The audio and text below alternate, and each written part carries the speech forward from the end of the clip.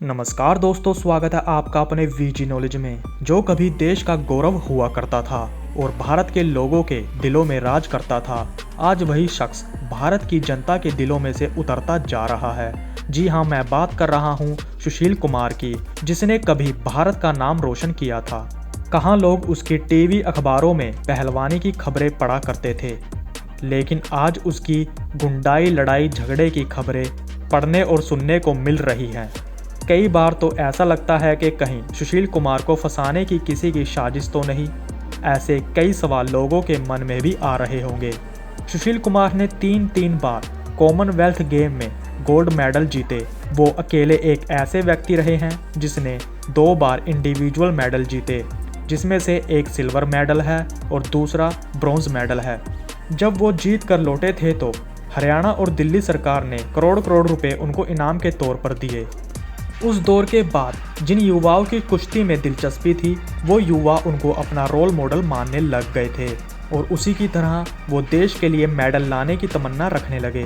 कहते हैं, जो लोग ये सोचते थे कि पहलवानी में कुछ नहीं रखा, उन लोगों की सोच यहीं से बदली थी।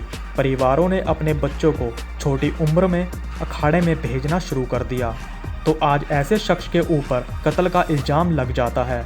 इस समय सुशील कुमार भगोड़े की तरह है, क्योंकि वो भागते फिर रहे हैं और दिल्ली पुलिस उनको ढूंढ रही है। पहले खबर आई थी कि वो उत्तराखंड में किसी योग गुरु की शरण में हैं। जब पुलिस की टीम वहां पहुंची थी तो वो वहां से भाग चुके थे।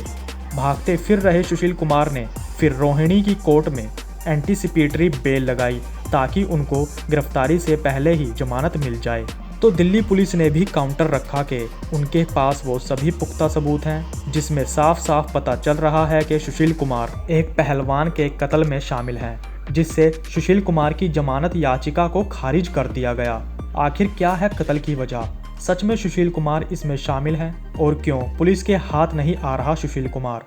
जब ये मामला हुआ था तो कहते हैं कि कुछ सीनियर पुलिस अफसरों को सुशील कुमार ने फ़ोन करके कहा था कि उस पर 302 यानी कि हत्या का मामला दर्ज ना करें, उसके खिलाफ बल्कि 306 का मामला दर्ज कर दें, जो कि गैर इरादत हत्या का मामला है।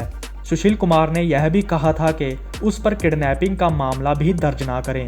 तो इसको लेकर कई बड़े पुलिस अफसर भी इसमें शामिल थे। पुलिस पर प्रेशर बना और उनको एफआईआर दर्ज करनी पड़ी और बाद में दिल्ली पुलिस ने 1 लाख का इनाम भी सुशील पर घोषित किया। अब 2 ही रास्ते बचे हैं सुशील कुमार के पास, या तो वो किसी कोर्ट में जाकर अपने आप को सरेंडर करे, या तो दिल्ली पुलिस उसको पकड़े।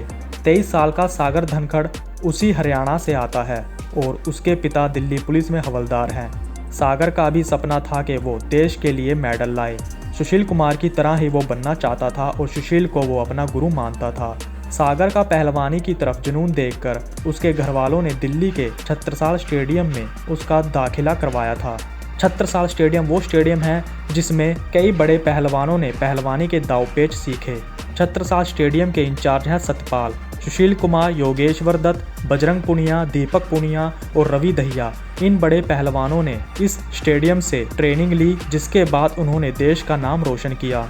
तो सागर धनखड़ भी यहाँ पहुँचते हैं। उस दौरान सुशील कुमार को रेलवे में नौकरी मिल चुकी थी, लेकिन डेप्यूटेशन के तौर पे सुशील कुमार को छत्रसाल स्टेडियम में OSD यानी कि ऑफिसर ऑफ स्पेशल ड्यूटी के तौर पर भेज देते हैं।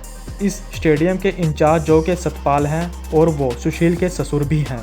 सतपाल और सुशील कुमार के नाम का छत्रसाल स्टेडियम में काफ़ी दबदबा था। उनके सामने कोई भी ऊंची आवाज़ में बात नहीं कर सकता था। 4 मई की रात को पुलिस के पास कॉल आती है कि छत्रसाल स्टेडियम के अंदर पार्किंग में गोलियां चलाई गई है। तो तभी पुलिस की टीम रात 12 बजे के करीब छत्रसाल स्टेडियम के लिए रवाना होती है। जब पुलिस वहां पहुंचती है तो देखती है कि वहां कोई नहीं था और कुछ लोग इंजर्ड पड़े होते हैं। इसके साथ ही 5 गाड़ियां खड़ी होती है। वहां 3 घायल व्यक्ति थे, जिसमें सागर धनखड़ भी था। तो उसी दौरान उनको नज़दीक के हॉस्पिटल में भर्ती करवाया जाता है। पुलिस वहां खड़ी गाड़ियों को चेक करती है। उनको गाड़ी में से डबल बैरल गन और कुछ कारतूस मिलते हैं और दूसरी गाड़ी में कई डंडे मिलते हैं। इसी दौरान खबर मिलती है कि सागर धनखड़ ने ज़्यादा चोट लगने की वजह से दम तोड़ दिया। एक 23 साल का लड़का जो कि नेशनल जूनियर चैंपियन था और सुशील कुमार को अपना गुरु मानता था, उसको सुशील ने ही मार दिया। ये बड़े ही दुख की बात थी। सारी कहानी का तब पता चला जब सागर के दोस्त जो के हॉस्पिटल में जख्मी थे, उन्होंने पुलिस को बयान दिया। सोनू नाम का व्यक्ति जिसको के सुशील द्वारा पीटा गया था, उसकी शराब की दुकान है और साथ ही पहलवानी भी सीखता है। इसका कहना था कि मॉडल टाउन में एक फ्लैट था जिसको के रेंट पर ले रखा था।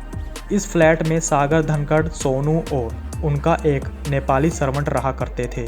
1 महीना हो गया था लेकिन उन्होंने किराया नहीं दिया था, तो उसी दौरान किराया मांगने के लिए एक व्यक्ति आया। तो उसने कहा कि तुम्हें मालूम भी है यह फ्लैट किसका है। उस समय उनको मालूम नहीं था कि वो फ्लैट किसका है। जब उस व्यक्ति ने बताया कि यह फ्लैट सुशील की पत्नी का है, तो उन्होंने कहा हम किराया दे देंगे और हम उनसे बात कर लेंगे। तो उस दौरान बात टल जाती है। लेकिन अगले ही दिन 4 मई की रात को 4-5 लोग हॉकी डंडे लेकर वहां पहुंचते हैं और वहां जाकर सोनू, अमित और सागर से कहते हैं तुम्हें सुशील बुला रहे हैं, और वो नीचे कार में बैठे हैं। सुशील कुमार जो के अपनी होंडा सिटी कार में मौजूद थे।